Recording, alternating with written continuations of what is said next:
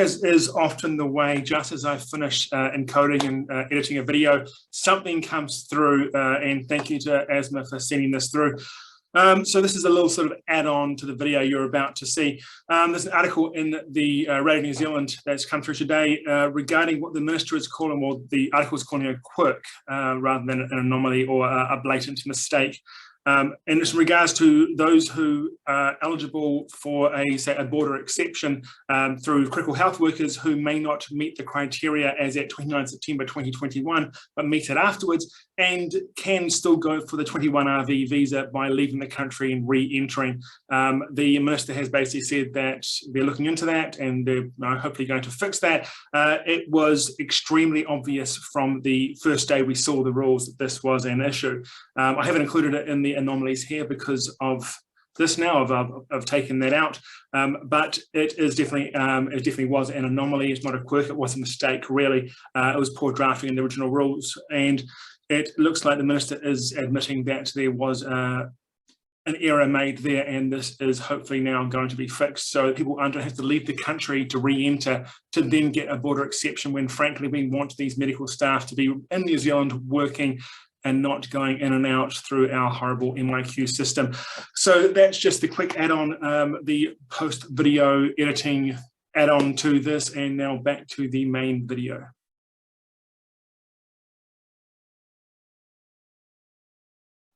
Now, 2 weeks ago when we got the rules, we did promise a second video looking to cover off some of the issues we saw, and we are finally getting to do that video looking at what the minister likes to call anomalies.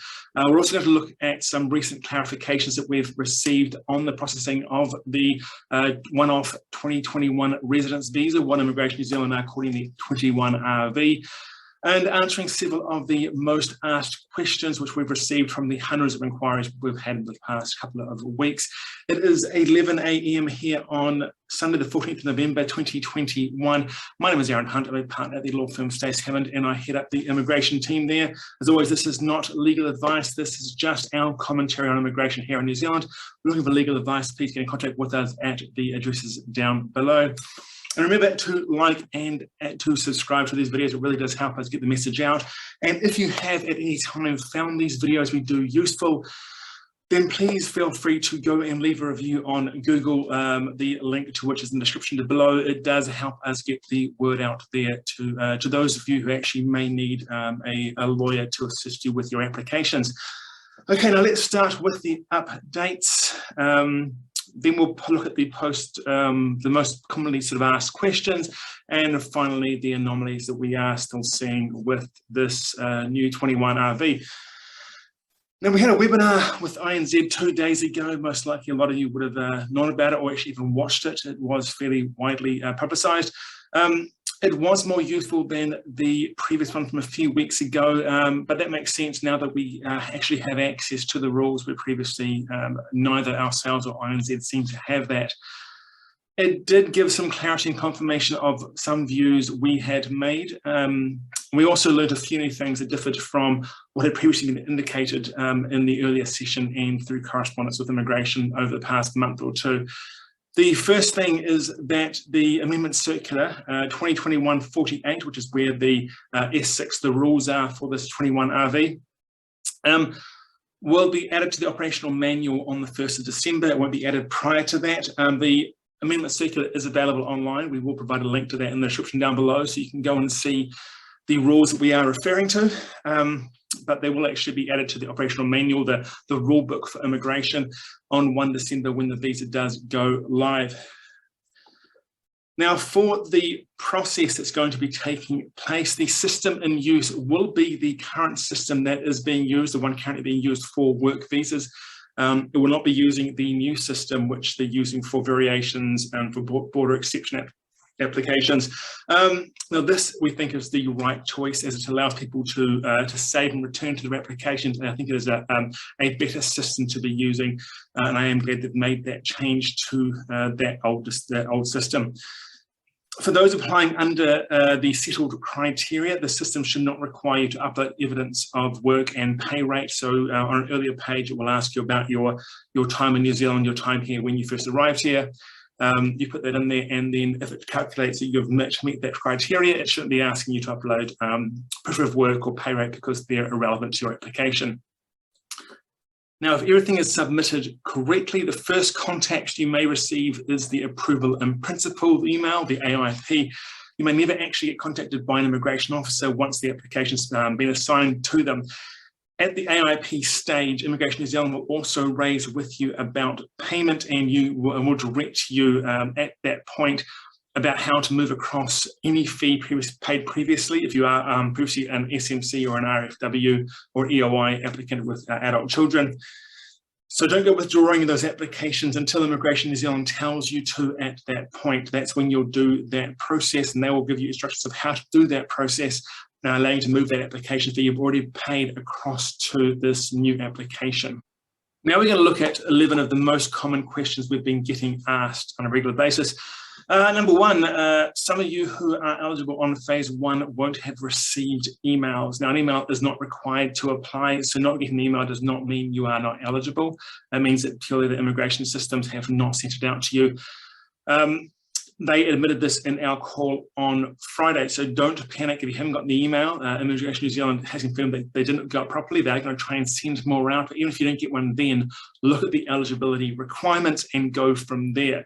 If you got the email, then they're telling you that you are eligible, but even then I still say check. Haven't got the email, but you're pretty sure you're eligible, then it could just be the fact that you haven't got the email, it may have gotten lost, and may not have gotten sent correctly, so don't panic about that. Number two, those of you who are on SMC or after skill market category or a residence from work category applications, Immigration New Zealand is encouraging you to move across to the new 21 RV. However, those other visa types will still continue to be processed, so you don't have to move across. For our clients, we'll be looking at the pros and cons for which is the best path for them, and we'll be advising them based on that. But for most applicants, the moving across will probably be the faster approach, but there's a lot of factors to take into consideration. Number three, if you leave New Zealand once you have submitted your application for a 21 RV, your residence visa cannot be approved while you are offshore. You need to be able to return to New Zealand before it can be approved.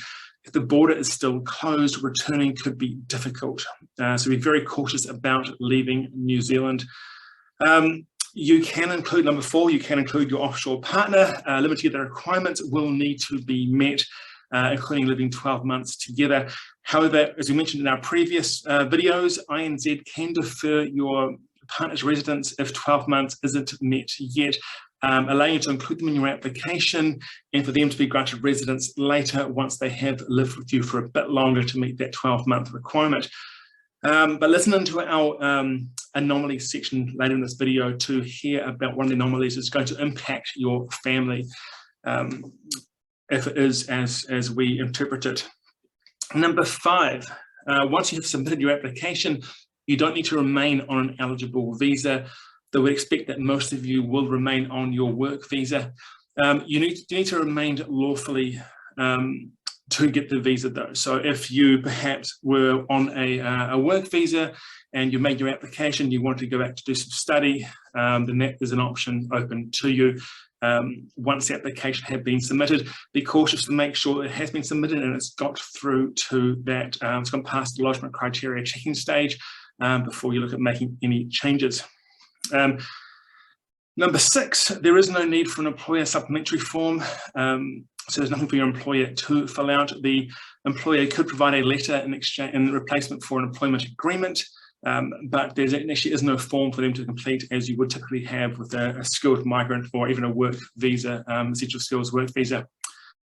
Number seven, the standard lodgement criteria for documentation does still exist. This means that once you submit your application, it will go off to NATO to check that everything is in there. Now, NATO is the National Documentation Office, and included in that standard lodgement criteria is things like birth certificates, which are required for every residence visa. And number eight, for those of you in phase two, don't think you can sneak in there early by preparing your application in the system in advance.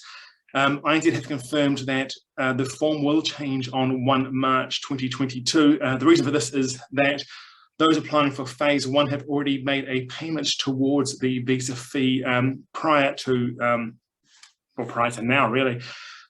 So for those in phase 2, many of you have to pay an application fee when you're making the application. So there are changes being made to that system at that point to allow for that. So any applications in the system at that point that haven't been submitted, we expect will be cancelled or will be no longer valid. Question 9, the most commonly asked question is about partners to an SMC being the main applicant to the 21 RV and whether they can do that. And yes, you can. We've covered this in our previous videos. Partners can be the main applicant in 21 RV as long as they're on an eligible visa. So say you were the partner under a skilled migrant application, but the main applicant is on a partnership visa and you are on an essential skills work visa, you can make the application of 21 RV in phase 1, despite you being the partner under SMC, not the main applicant. Just use the application number as the code to get into the system. Question item number 10 actually is about those codes. Now those codes are usable only once. That is the application number for skilled migrant, application number for resident from work, and the EOI number for if those of you who have children who are over the age on that date. They're only allowed to be used once. There will basically be a list within the immigration system, and when you make the application, you submit it, it will go to that list, find that number. If it's in the list, it will say, yes, that's fine. And the number will be removed from the list. So you can apply once for that under that code. So make sure you use the right code, definitely. But also means that if you are in a couple that has split up, you can't both use that same code. It will not allow you to do that. Now, the next one is that ANZCO requirements won't be involved, allegedly. Now, we say that because for scarce roles, the officer will basically look at the job that you provided and look at the list of jobs and the various scarce lists, and we'll see if they match. Now, they're not looking exactly at the words matching. They may be different wording, but they'll look at what you do for a job and whether it meets their expectations for what someone does in that other role. ANZCO requirements won't need to be met in themselves. There's no need to have had a certain level of experience or a certain number of certain qualifications, but we expect it will still be used in the comparison because the immigration officer will need to have somewhere to say that this job involves this tasks. Otherwise, it's basically going to be a very objective on their mind as to what these jobs are. We expect at some point we're going to see the word substantial match to ANZCO being rolled out, at which someone like me is going to be asking the question as to where that is a requirement. Now, we have sympathy for the immigration officers in this point because they're being asked to do this very difficult job of matching these roles to these lists without being told how and why how they can do that and what systems they can use to make that comparison. For those who are going to offer jobs on the long-term skill shortage list, you won't need to match the requirements in that list because that list always had higher requirements, higher qualifications of work experience. You need to meet those higher levels. It will come down to, does your job meet in the immigration officer's mind that job title? Now, of course, we've gone past 11 points here, adding a few extras as I've been going through it. The next little point that I wanted to raise was something we've been asked a number of times, and I still just can't work out why. It's in relation to the settled criteria. Now, it is a two-stage test. First, were you in New Zealand on or before 29 September 2018? Second, were you in New Zealand for at least 821 days between that date and 29 September 2021? That is it. That is the complete and entire test. We're hearing that advisors and others are stating that you had to be in New Zealand on that date, 29 September 2018, or had to be here on a certain visa type, or that you couldn't count a trip from several years before on a different visa. That is all incorrect. It comes down to that two-part test. In New Zealand on or before that date and 821 days.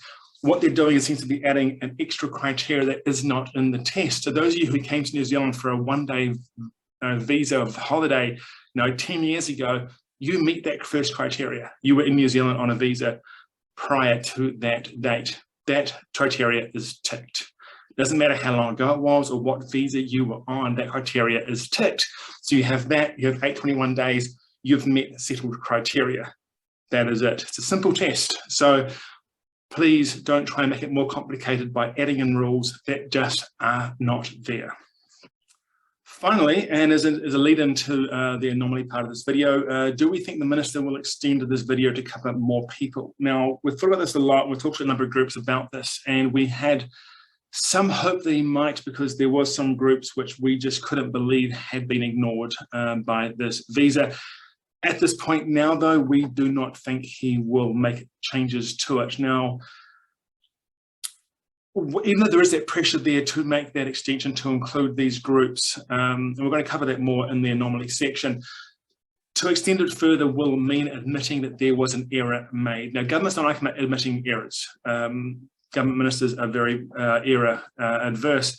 So even though fixing that error will be better for this country, governments really don't like fixing their mistakes, at least not admitting it right now. Later on, they may go and fine-tune it and call it something else. No, they're even here. They don't call them mistakes, they call them anomalies, even though really they're mistakes. So, anomalies. Now, we've seen anomalies throughout immigration policy in the past 18 months. We saw it when nurses arriving into the country could bring their partners, but those already here couldn't have their partners coming in.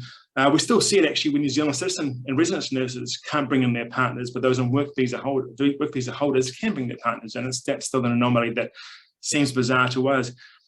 We can see it in the SMC draws having stopped to protect us from COVID, despite the applicants all being in the country already. These are issues which should have been thought about and properly drafted for, but weren't. They've just basically come through as an anomaly, is what the word the minister used. Now, we saw some new anomalies arriving in this latest 21 RV rules, and they arrived a couple of weeks ago. We looked at them. I made notes of them in my previous video, in my script when I was writing it out. I spoke to some colleagues about them, MPs about them, and wanted to have some time just to think through them and hear from Immigration New Zealand as to how they were interpreting some of these rules, to see whether the anomalies actually were there or not. And some of them definitely are still there. The things that haven't been thought through correctly, and I think they could have been done much better, and they're mistakes. I think some of these definitely are going to be seen as being mistakes in the writing of these rules. Okay, so we're going to go through them. Anomaly one is that, okay, some of these will be technical, some will be just minor, some will be major, some will only impact a small number of people. My view is that the law should be written in a way that it covers all those people, but that is just my approach. So anomaly one is applicants on a Section 61 application can be included as long as their previous visa was eligible and was held less than 6 months before the S61 visa was granted. Now, S61 visa are for those who are, for any reason, are unlawful in the country. It could be as simple as you forgot your visa was going to expire, you realise the day after. I've had this with clients a number of times, so you have to go and apply for an S61 visa because you cannot apply online because the system says to you, no, you're not on a valid visa. Now, the anomaly here is that the visa must be granted less than 6 months after the previous visa had come to an end. Now, that's granted, not applied for. So the anomaly here is that any delay caused by INZ in granting that visa will directly impact the applicant. So that INZ delay could mean the applicant actually misses out on being eligible for a residence visa. If there's going to be a time period based around the application, it should be based on when the application is made and not when Immigration New Zealand gets around to granting it. I think that should be an anomaly. That's an easy, quick fix for them to make. Anomaly two, this possibly could be a choice made by the minister, but it is a choice to exclude student holder visas who have the right to work full time in partnership with work visa holders who may be working in skilled or scarce roles. Now, this includes people who are working in critical healthcare, who the government has been personally thanking for their service throughout COVID, but now sort of show very little actual care about their future in this country. France gave 16,000 people citizenship, and more still being processed all the time. It was announced sort of on Christmas Eve last year, we're making all of you people citizens who've been working on the front line during COVID and COVID-19 during 2020. That included cleaners, garbage men, garbage people. It included nurses, included lots of people who were at that front phase and at the highest risk of catching COVID. But in New Zealand, it's not so much that case. It is, we take this view that, sorry, but you were doing your PhD while you worked full-time in healthcare. We don't think you deserve this, even though you may have been working it for COVID-19. The reality is that all these people who are being excluded here suddenly quit would have a healthcare crisis. We've got to hope that they hang in there, that at some point in the future they'll be granted some other option, some other pathway, which right now there are none. So I think that's definitely, it's a personal choice, it's a poor one. I'd see it more as an anomaly, that one that they really should be looking to fix. Anomaly 3, the skills section of the new rules includes a section about the calculation of hourly rates for applicants whose roles may require them to sleep over at a premises. Now, some roles, especially in health, generally in healthcare, will require the applicant to be sleeping over at that place so that they can be nearby should there be an emergency or some sort of need from their clients. So the anomaly here, though, is that these are all critical healthcare roles that already fall under that critical healthcare section, that scarce section. So the anomaly is, why is this included in the skills section when really it actually doesn't mean anything? The people are applying under their role as being scarce in the critical health. They get in under that section. They don't need to get in there under the fact that they're earning a certain amount of money. So this calculation allowance to not include the payment for their sleepover hours included in their average pay rate is irrelevant. It doesn't need to be there, and I can't see as to why it's been included at all in this section. This is being included in the scarce section of the rules. But it relates to skilled, to people who don't actually need to apply for skilled. It makes no sense. That's an anomaly. Anomaly 4, we can't help but feel that the scarce lists were either rushed or not really thought through. So we have Cook, which not long before the scarce list, this visa was released, was on the oversupply list. I mean, that someone who couldn't get a work visa in that role if they were earning below the median wage. Now it's only a role so undersupplied that the residence is granted for someone in that position. The same actually goes with food and drink factory workers, NEC, dairy product makers, confectionery makers, baking factory worker, fruit and vegetable factory worker, grain mill worker, and sugar mill worker. These were all roles in the oversupply list that all of a sudden are now worthy of residence. Now, no offense to people in these roles, but we're questioning how this list was created, not the fact that you are on this list. We have no appearance for builders or carpenters in this list, despite our need for new homes being well established in this government's inability to create new homes with their Kiwi Build program. But fences and cabinet makers make the list. So those houses that aren't being built can have a nice fence around them and cabinets to go in them if they were existing. Although the cabinets can actually go into new boats because boat builders are on the list. We also had wood machinists appearing on the same list twice as both wood machinists and other work traders NEC. Plus woodsman is on there. So there's plenty of wood for those cabinets, boats and fences, just no houses.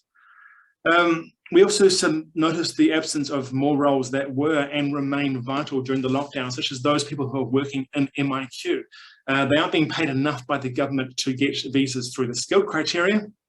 They aren't on the list for the scarcity criteria. Instead, knitting machine operators get on there. Thank you for putting your lives on the line, working in horrible MIQ situations so that brewery workers and kennel hands can be safe and be granted residence. I think that's the approach being given to those working, those cleaners and security staff and all the others working in MIQ. The list is just full of anomalies, people that should be on there but aren't, others that you question their existence on the list because others are missing. It is just a strangely thought out and drafted list that doesn't seem to have had any sort of thought going through it. And that is anomaly number 4.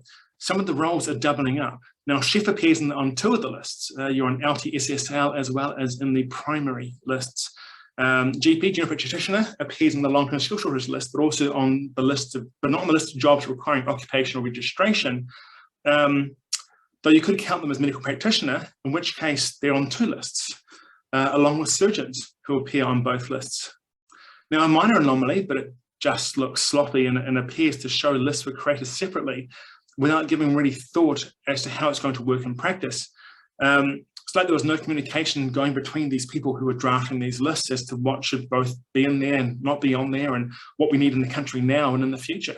We'll just create some lists from for those lists for the LTSSL. That was an established list, fair enough. For those who are on the health education sector list, well, that's a list that's kind of fair enough, but it's that primary industries list. It's just as strange. Since with your 21RV application, then please do get in contact with us.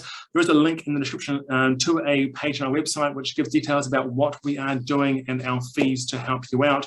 Or you can email us with an inquiry. Our books are filling up. We do have some spaces still available for both phase 1 and phase 2 applications.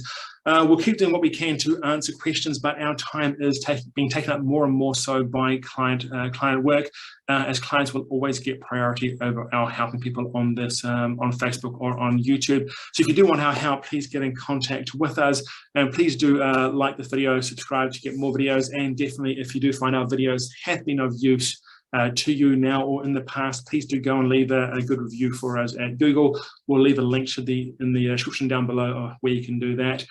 And until next time, kia kaha and stay safe.